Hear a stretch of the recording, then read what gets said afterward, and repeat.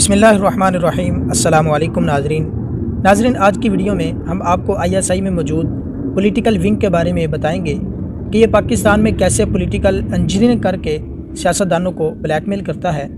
हम आपको बताएंगे माजी में इमरान खान डर्टी हैरी किस फ़ौजी अफसर को कहते थे और ये अफसर आजकल कहाँ है।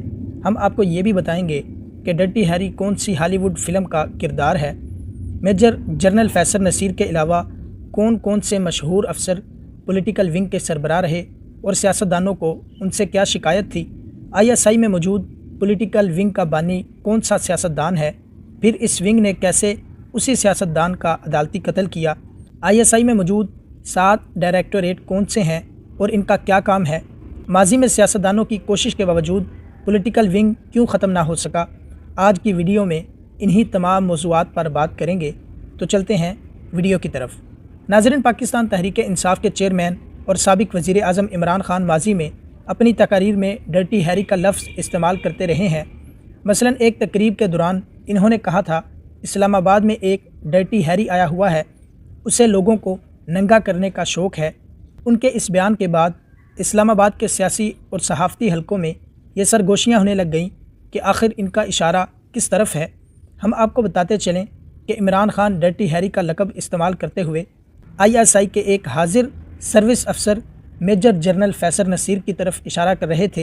इनसे कबल इन्हीं की जमात के सेनेटर आज़म सवाती ने एक प्रेस कॉन्फ्रेंस में ISI के 2 अफसरान ब्रिगेडियर फ़हीम और मेजर जनरल फैसल नसीर का नाम लिया था और ये इल्ज़ाम लगाया था कि वो इन पर दौरान हिरासत तशद्दुद में मुलव्विस थे।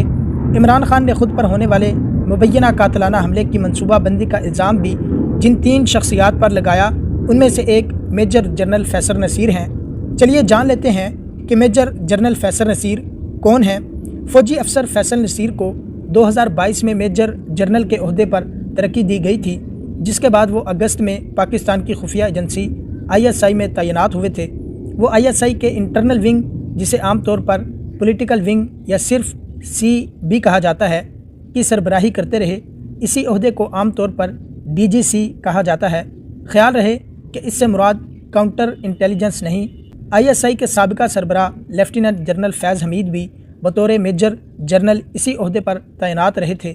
मेजर जनरल फैसल नसीर ने फ़ौज की पंजाब रेजिमेंट में कमीशन हासिल किया।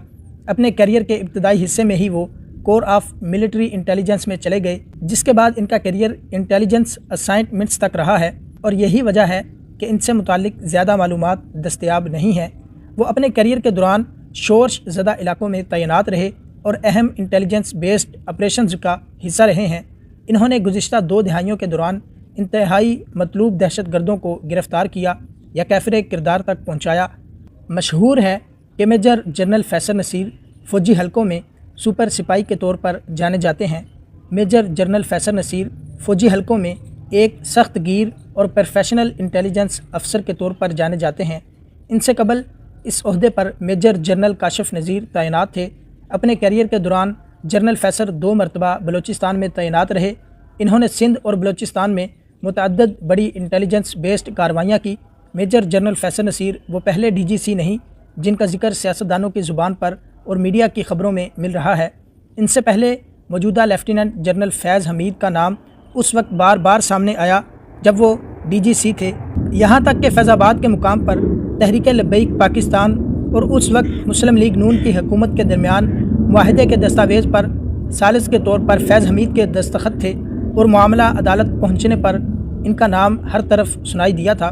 बाद अज़ां फैज़ हमीद ISI के सरबराह भी बने और मुस्लिम लीग नून की क़यादत बशमूल साबिक वज़ीर आज़म नवाज़ शरीफ और उनकी बेटी मरियम नवाज़ ने मुतअद्दिद बार जनरल फैज़ हमीद का नाम लिया और इन पर सियासी इंजीनियरिंग के इल्ज़ामात लगाए थे। इन पर यह इल्ज़ाम भी लगाया गया कि मुस्लिम लीग नून के अहदेदारों और लीडरान को धमकियाँ दी जाती हैं, डराया धमकाया जाता है कि वो नवाज़ शरीफ का साथ छोड़ दें।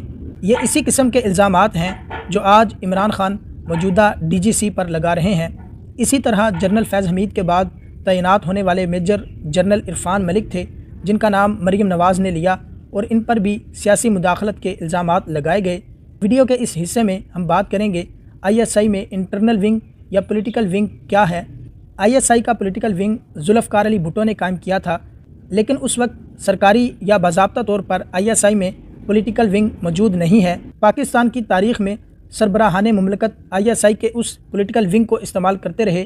مثلا صدر جنرل ایوب نے اس ایجنسی کا استعمال سیاسی مقاصد کے لیے کیا، جبکہ جنرل یحییٰ نے اس وقت مشرقی پاکستان میں مخالف سیاسی جماعتوں پر نظر رکھنے کے لیے ISI کو استعمال کیا تھا۔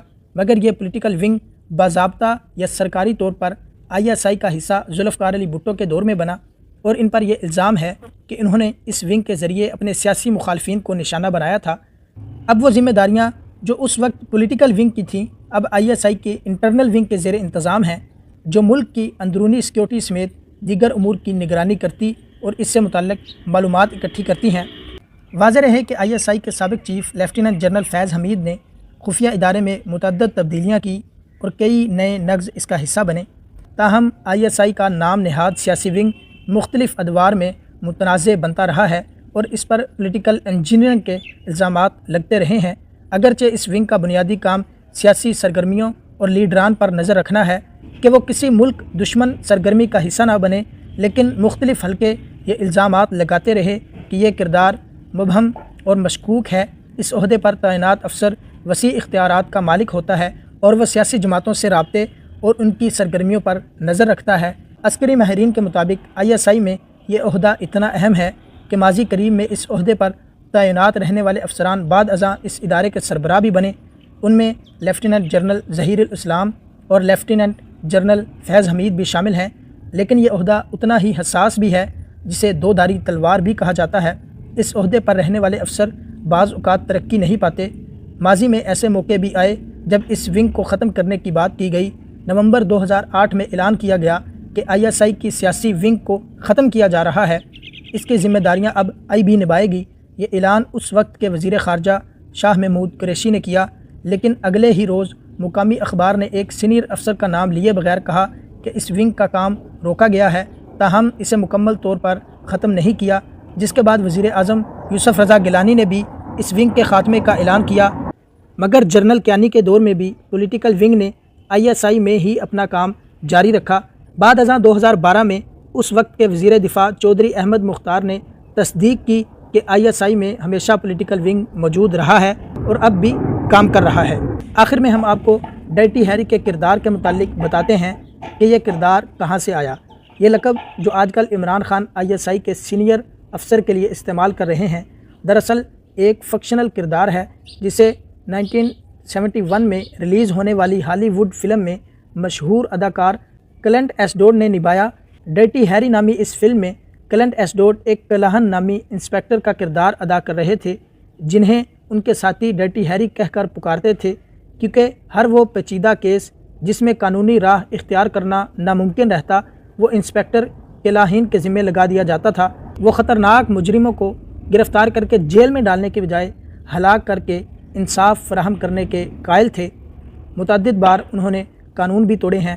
ناظرین، یہ تھی آج کی ویڈیو، امید ہے آپ کو پسند آئی ہوگی۔ اگر آپ نے ہمارا چینل ابھی تک سبسکرائب نہیں کیا تو آپ سے گزارش ہے کہ ہمارا چینل سبسکرائب کریں۔ اللہ حافظ۔